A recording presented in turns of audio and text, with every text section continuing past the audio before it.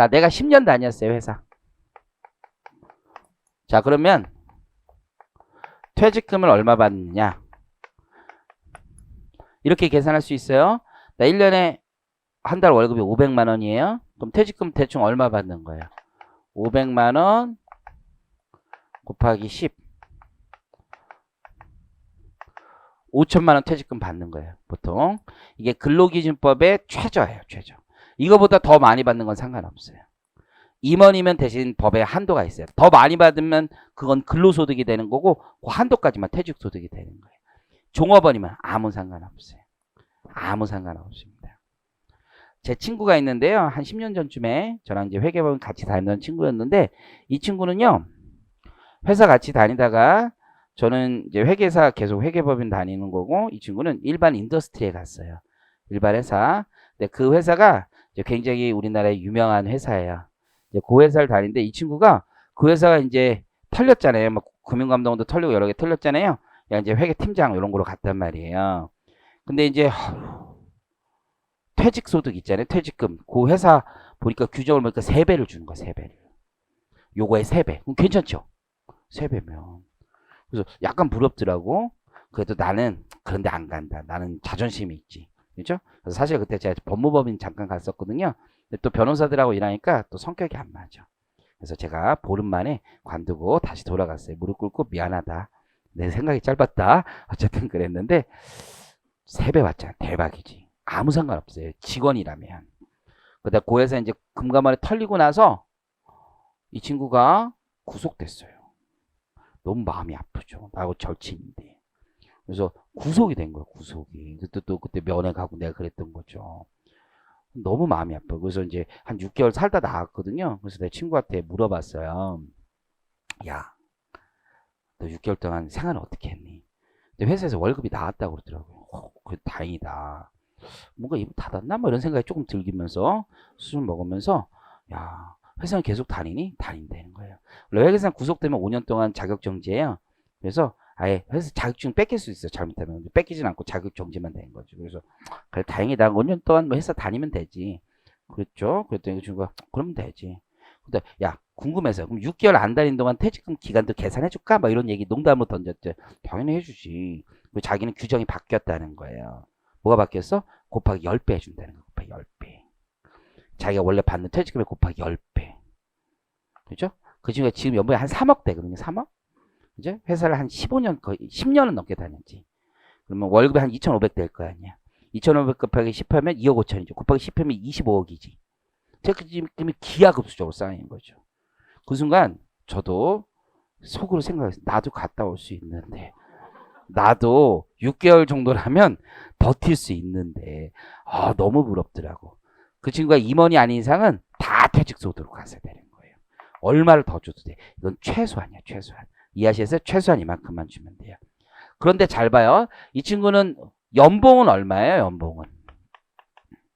연봉은 6천만 원이잖아요. 그죠? 이거는 어차피 분류과세니까 어차피 세금이 낮은데 이거를 5천만 원 받았을 때 연봉하고 비슷한 세율이 적용됐으면 좋겠다는 생각을 하는 거예요. 지금 이해하시겠어요?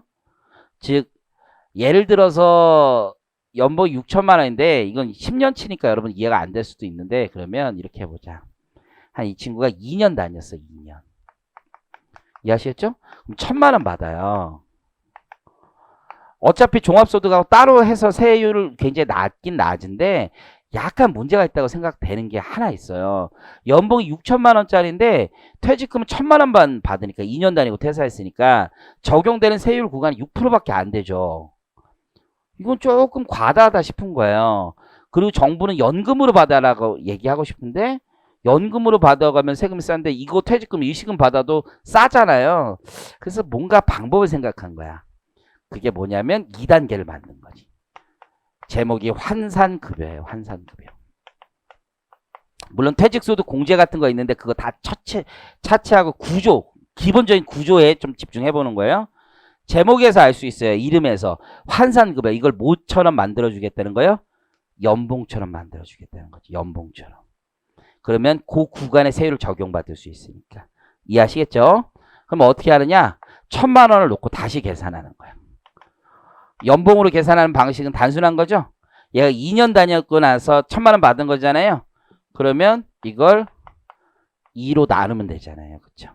그러면 2년을 다녀서 천만 원 받은 거잖아요. 그러면 1년당 얼마씩 받는지 알죠? 1년당 1개월의 월급을 받는 거 아니에요? 곱하기 몇을 해주면 연봉으로 바뀌는 거예요? 12 해주면 되죠.